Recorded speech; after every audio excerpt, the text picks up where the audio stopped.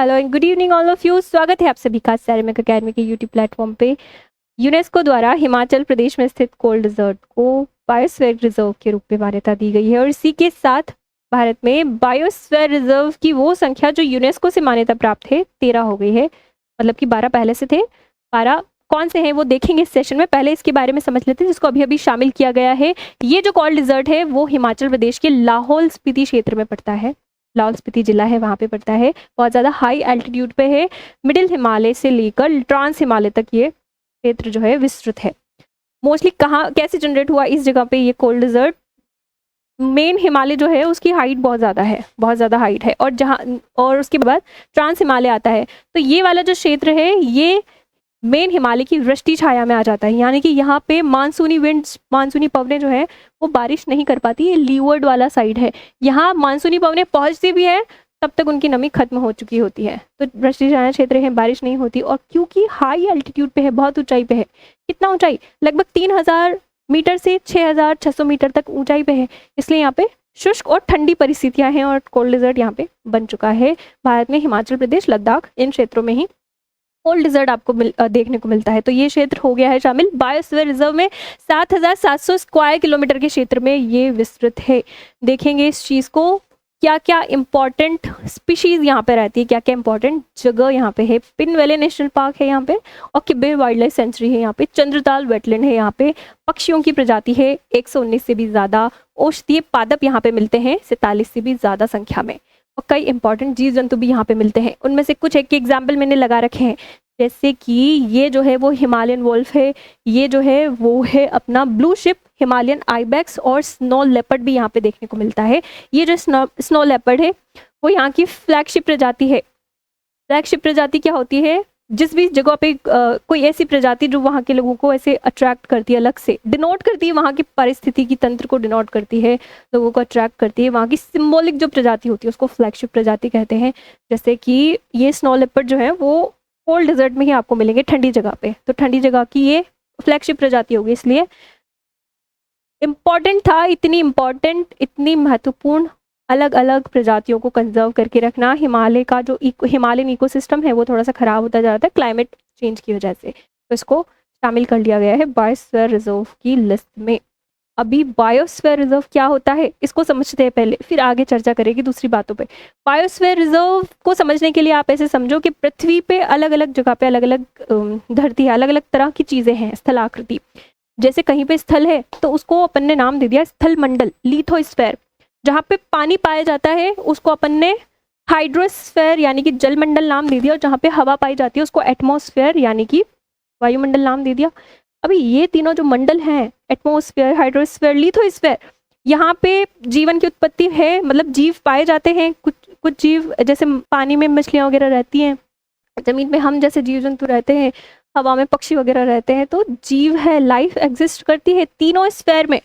इसलिए इन तीनों स्फेयर को मिला के कह दिया बायोस्फीयर रिजर्व। वैसे साइंटिफिकली 20 किलोमीटर का धरती के नीचे से और ऊपर तक का ये क्षेत्र माना जाता है। तो तीनों क्षेत्र को मिला के जहाँ पे लाइफ एग्जिस्ट कर रही है उसको हमने जैव मंडल कह दिया। अभी पृथ्वी का ये हिस्सा, जैव मंडल का ये हिस्सा रिजर्व करके रख लिया गया है, आरक्षित करके रख लिया गया है संरक्षण के लिए, तो वो क्षेत्र हो गया बायोस्फीयर रिजर्व। अभी रिजर्व करने का कोई ना कोई कारण रहा होगा।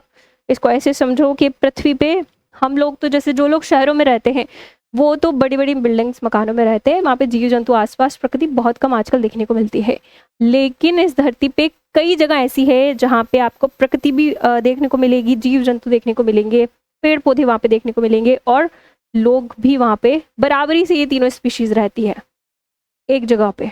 तो कॉन्फ्लिक्ट होते रहते हैं, संघर्ष होते रहते हैं। उनमें बहुत बार सुनने को मिलता है कि मानव ने प्रकृति को नुकसान पहुंचा दिया, प्रकृति ने मानव को नुकसान पहुंचा दिया, हमने उनका शिकार कर लिया, उन्होंने हमारा शिकार कर लिया। तो इस तरीके से संरक्षण करने की जरूरत थी, संतुलन स्थापित करने की जरूरत थी प्रकृति और मानव में, और संतुलन स्थापित करने के लिए ही हमारे देश की सरकार है या फिर यूनेस्को कुछ लोग आते हैं, वो क्षेत्र को आरक्षित करते हैं और कुछ नियम बना देते हैं ताकि उस जगह को कैसे यूज करना है ये क्लियर हो, ह्यूमन के पास ये चीज़ पता हो कि इसको कैसे यूज में लेना है। अब नियम किस तरीके से बनाए, तो बायोस्फीयर रिजर्व के लिए कुछ एक नियम बनाए कि उस क्षेत्र को 3 जोन्स में कैटेगराइज कर दिया।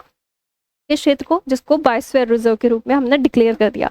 डिक्लेयर करने के बाद वो क्षेत्र 3 जोन में कैटेगराइज हो जाता है। पहला जोन तो है कोर, इसको कोर जोन कहते हैं। इसके बाद आउटर एरिया जो है उसको बफर जोन कहते हैं, और इसके बाहर का जो क्षेत्र है उसको ट्रांजिशन यानी कि संक्रमण जोन कहते हैं। अब तीनों जोन में अलग अलग कुछ प्रतिबंध लगा दिए गए हैं कि आप यहाँ पे सिर्फ ये कर सकते हो, ये नहीं कर सकते। जैसे कि जो बीच वाला क्षेत्र है कोर जोन, इसमें प्रतिबंध लगा दिया गया है कि आप यहाँ पे लकड़ी वकड़ी नहीं काट सकते, शिकार तो आप वैसे भी कहीं नहीं कर सकते, आप यहाँ के संसाधनों का उपयोग नहीं कर सकते, यहाँ आप एंटर ही नहीं कर सकते, आपका आना मना है। प्रकृति को पूरी प्राइवेसी दी गई है इस स्थान पे। तो कोर जोन वो जहाँ पे प्रतिबंध है मानवीय गतिविधियों को, कुछ कारणों से आप जा सकते हो, जैसे साइंटिफिक स्टडी करनी है तो आप जा सकते हो, इन्हीं के हित में कोई रिसर्च कर रही है आपको, आप जा सकते हो। बाकी सारी गतिविधियां प्रतिबंध है, प्राइवेसी से मतलब प्रकृति से कोई छेड़खानी यहाँ पे नहीं की जाएगी। उसके बाद जो बफर क्षेत्र आता है, इस क्षेत्र में कुछ ना कुछ काम किए जा सकते हैं। आप आ सकते हो लेकिन आपको जाना पड़ेगा, आप परमानेंटली यहाँ नहीं आ सकते। जैसे अपने घर में मेहमान आते हैं थोड़े टाइम के लिए और फिर चले जाते हैं, उसी तरीके से हमारी एंट्री है, मानव वहाँ जा सकते हैं, शिक्षा से संबंधित कुछ काम कर सकते हैं, जागरूकता कार्यक्रम कर सकते हैं, रिसर्च कर सकते हैं, टूरिज्म पर्यटन कर सकते हैं वहाँ पे जाके। और पर्यटन भी ऐसा नहीं कि आप हा हुल्ला मचा रहे हैं वहाँ पे जाके नुकसान पहुँचा रहे हैं, इको टूरिज्म आप कर सकते हैं, वहाँ के संसाधनों का यूज़ आप कर सकते हैं। आओ और चले जाओ मेहमान की तरह बस। तो इस क्षेत्र में आप ये सब कुछ कर सकते हो। इसके बाहर का क्षेत्र होता है ट्रांजिशन जोन। ट्रांजिशन जोन में बहुत प्रतिबंध नहीं है, यहाँ पे दोनों आप मिलजुल के रह सकते हो, आपका भी उतना ही अधिकार है जितना प्रकृति का अधिकार है। वहाँ का जो स्थानीय समुदाय है वो यहाँ पे आवास बना सकता है, आजीविका सृजित कर सकता है, कुछ काम कर सकता है, मत्स्य पालन उसको करनी है, कृषि उसको करना है, पशुपालन उसको करना है, वो कर सकता है, आना है, घूमना है, यहाँ पे पर्यटन करना है, आप कर सकते हो। बहुत ज़्यादा प्रतिबंध नहीं है, लेकिन तमीज से रहना है, प्रकृति को नुकसान यहाँ पे भी नहीं पहुँचाना है। तो इस तरीके से 3 क्षेत्र में डिवाइड कर दिया, कोर जोन, बफर जोन और ट्रांजिशन जोन। अभी ये जोन किसने डिवाइड किए? तो यूनेस्को ने डिवाइड किए। कौन से प्रोग्राम के तहत? Man and biosphere reserve program के तहत। यूनेस्को कब बना? पहले यूनेस्को के बारे में थोड़ा सा जानना बनता है। 1945 में इसका गठन हुआ था, द्वितीय विश्व युद्ध जब खत्म हुआ था उसके बाद। और हेडक्वार्टर कहाँ है इसका? पेरिस अपना फ्रांस में है। क्यों बना था? देखो, द्वितीय विश्व युद्ध खत्म होने के बाद इसका गठन किया गया था। यूनाइटेड नेशन से जुड़ी हुई एक संस्था है, इसके नाम से आपको पता चल रहा है, United Nation Education Science and Cultural Organization. United Nation को लगता है कि युद्ध वगैरह जो होते हैं वो अज्ञानता के कारण होते हैं, लोगों को शिक्षित करना बहुत ज़रूरी है, साक्षरता को बढ़ावा दिया जाए, विज्ञान को बढ़ावा दिया जाए, इनोवेशन को बढ़ावा दिया जाए, पर्यावरण संरक्षण को बढ़ावा दिया जाए।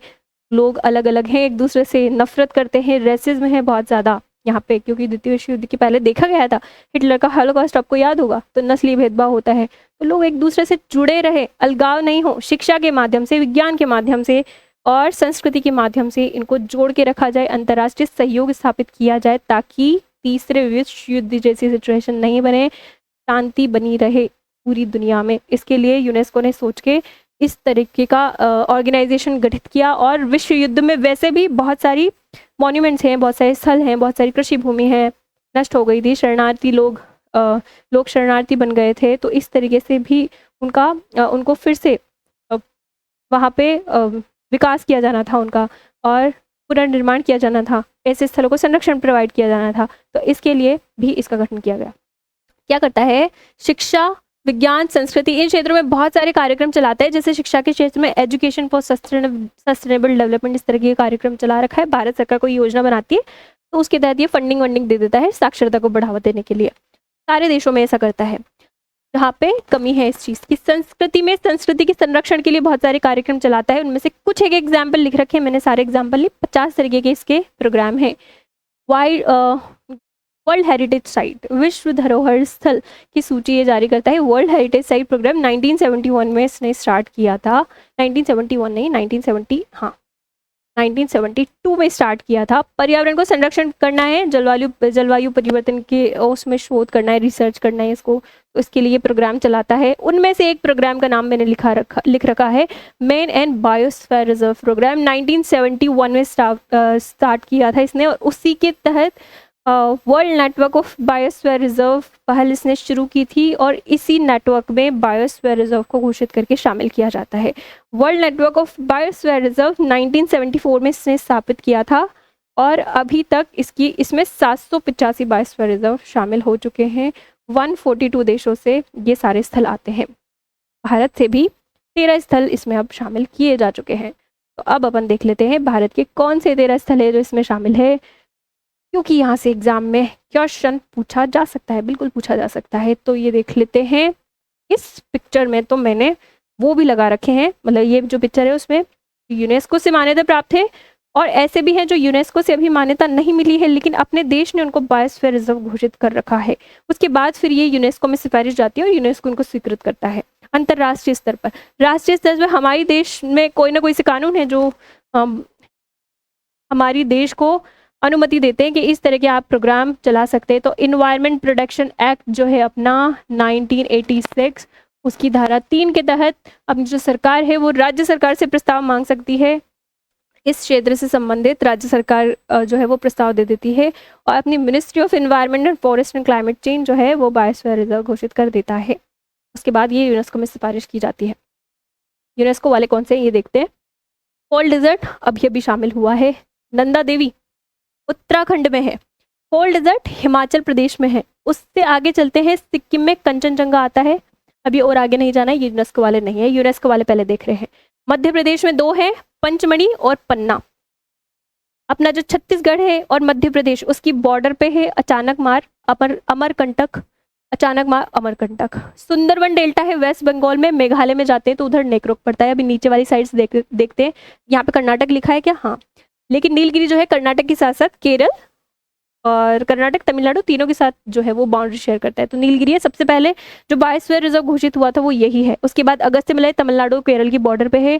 गल्फ ऑफ मन्नार है, ग्रेट निकोबार अंडमान द्वीप समूह इसमें शामिल है। और उसके बाद सुंदरबन डेल्टा, सिमलीपाल उड़ीसा, ये हो गया। तो ये सारे हो गए।